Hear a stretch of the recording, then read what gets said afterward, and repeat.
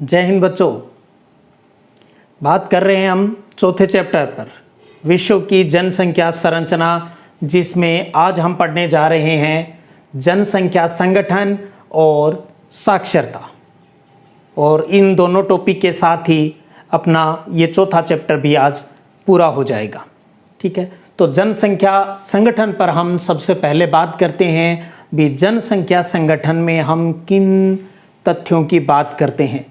तो एक सिंपल सी बात, इसमें हम नगरीय और ग्रामीण जनसंख्या की बात करते हैं, यानी शहरों में रहने वाले लोगों की बात और ग्रामीण में रहने वाले, ग्रामीण क्षेत्रों में रहने वाले लोगों की बात इसमें की जाती है। तो नगरीय और ग्रामीण जनसंख्या का अनुपात है वो जनसंख्या संगठन में आता है।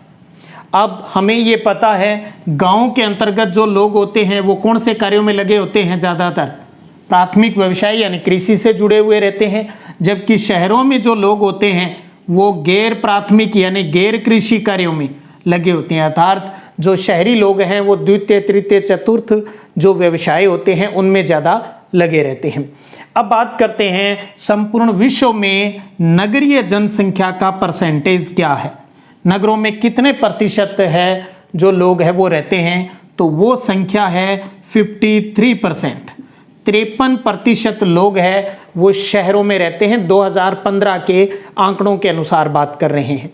तो यानी हम कह सकते हैं भी लगभग आधी आबादी, आधी से भी थोड़ी ज़्यादा, आधी से भी अधिक आबादी है वो शहरों में रहती है, शहरों में रहना पसंद करती है।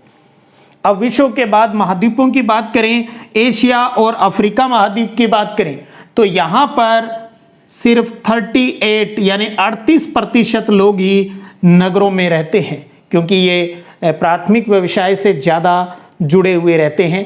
और अब बात करते हैं उत्तरी अमेरिका और पश्चिमी यूरोपीय देशों की बात करें, तो यहाँ के जो लोग हैं वो 75 से 78 यानी 75 से 78% लोग हैं वो नगरों में निवास करते हैं।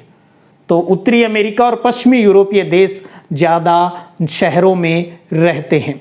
अब एक और परीक्षा की दृष्टि से प्रश्न की बात करें, 2025 तक विश्व की शहरी जनसंख्या है वो कितने प्रतिशत हो जाएगी, तो वो आंकड़ा बताया गया है हमें 61%। अब कितनी है, 53%। 2015 में 2015 के आंकड़ों के अनुसार 53% है, जो कि 2025 में कितनी होने का अनुमान है, 61% होने का अनुमान है।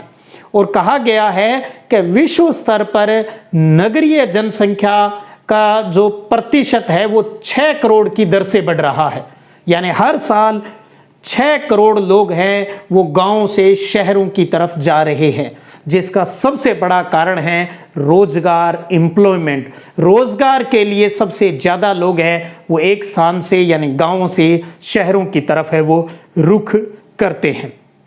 और तो ये था आंकड़ों के संदर्भ में बात।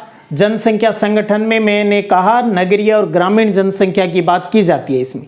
तो हमने नगरीय जनसंख्या पढ़ ली, तो जो बचा हुआ परसेंटेज है वो ऑटोमेटिक ग्रामीण का हो गया।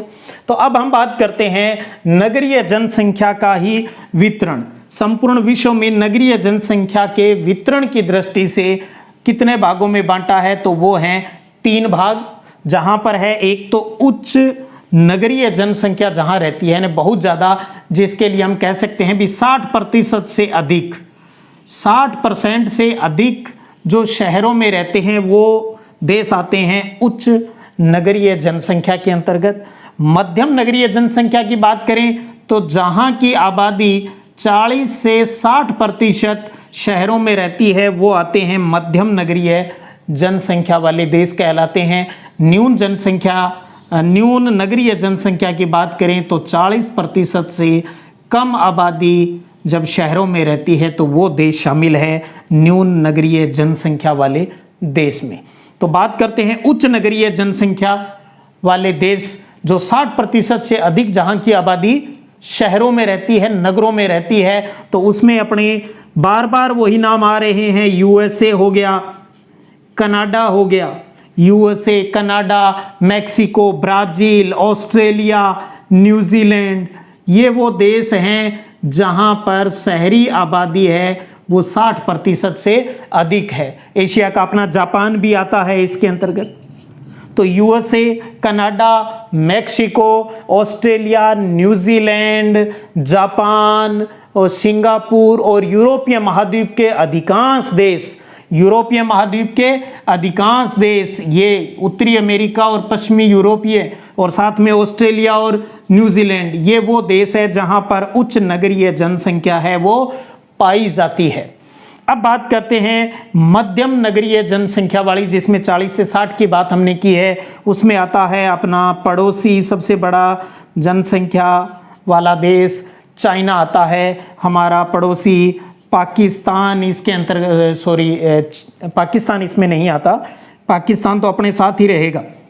यहाँ चाइना आता है क्योंकि न्यून जनसंख्या में हम आते हैं भारत, और जहाँ भारत आता है वहीं पाकिस्तान साथ में फंसा रहता है।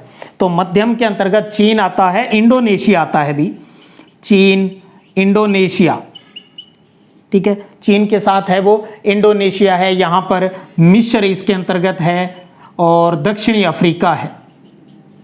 ये देश है जहाँ पर 40 से 60% आबादी है वो शहरों में निवास करती है। और न्यून वाले में अपना भारत हो गया, पाकिस्तान हो गया, बांग्लादेश हो गया, ठीक है, अपना पड़ोसी नेपाल हो गया। ये देश हैं जहाँ पर न्यून नगरीय जनसंख्या है वो पाई जाती है। तो ये था अपना तीसरा प्रमुख घटक जनसंख्या संगठन, जिस पर हमने बात की भी, इसमें क्या क्या चीज़ें और उसके वितरण पर बात की। अब हम बात करते हैं साक्षरता, जो कि बहुत ही महत्वपूर्ण घटक है हमारी जनसंख्या संरचना का। तो अब बात करते हैं साक्षरता पर। तो साक्षरता में हम ये देखते हैं भी इससे किस चीज़ का अध्ययन किया जाता है। तो देखिएगा, साक्षरता की सहायता से जनसंख्या के गुणात्मक पहलुओं का अध्ययन किया जाता है, क्वालिटी पर बात की जाती है। तो जनसंख्या के गुणात्मक पहलुओं का अध्ययन करने के लिए हमें जनसंख्या संरचना के किस घटक की बात करनी पड़ेगी? साक्षरता की बात करनी पड़ेगी। क्यों? क्योंकि जो मानव विकास सूचकांक है, ह्यूमन डेवलपमेंट इंडेक्स HDI, जो हम अगले चैप्टर में पढ़ेंगे इसके बारे में, अगर हम HDI की बात करते हैं तो HDI के निर्धारण में साक्षरता को एक सामाजिक, सांस्कृतिक, आर्थिक और राजनीतिक उन्नति का विश्वसनीय सूचक इंडिकेटर माना गया है। मानव विकास सूचकांक के निर्धारण में साक्षरता को सामाजिक, सांस्कृतिक, आर्थिक, राजनीतिक उन्नति का विश्वसनीय सूचक माना जाता है। इसलिए हम कहते हैं भी गुणात्मक पहलुओं का अध्ययन करना हो तो हमें साक्षरता भी, वहाँ के लोग कितने पढ़े लिखे हुए हैं। तो सबसे पहले अब इसके साथ ये भी देख लेते हैं भी साक्षर किसे कहेंगे, साक्षर व्यक्ति कौन होता है, साक्षर व्यक्ति की परिभाषा क्या है। तो देखिएगा, ये रही परिभाषा। सबसे बड़ी बात तो आपको ये पता हो भी 7 साल या 7 साल से अधिक आयु के उस व्यक्ति की बात की जाती है इसमें जो दैनिक जीवन की सामान्य जोड़ घटाव गुणा भाग वो कर ले, किसी चीज को पढ़ सके, लिख सके, दूसरे को समझा सके, ये चीजें जो व्यक्ति कर लेता है उसे साक्षर कहा जाता है।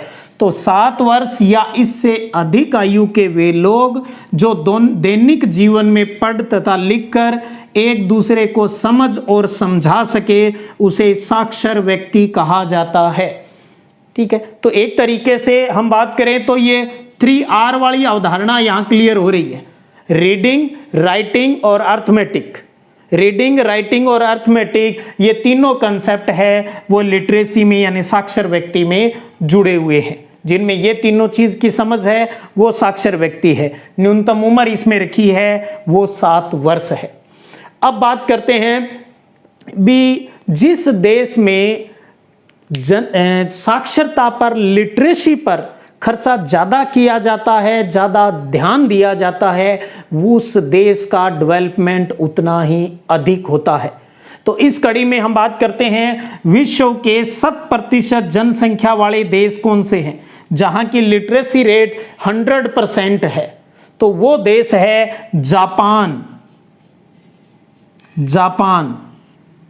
वो देश आता है ऑस्ट्रेलिया। देखिएगा यहां पर 100% साक्षरता पाई जाती है। Japan, Australia, Denmark,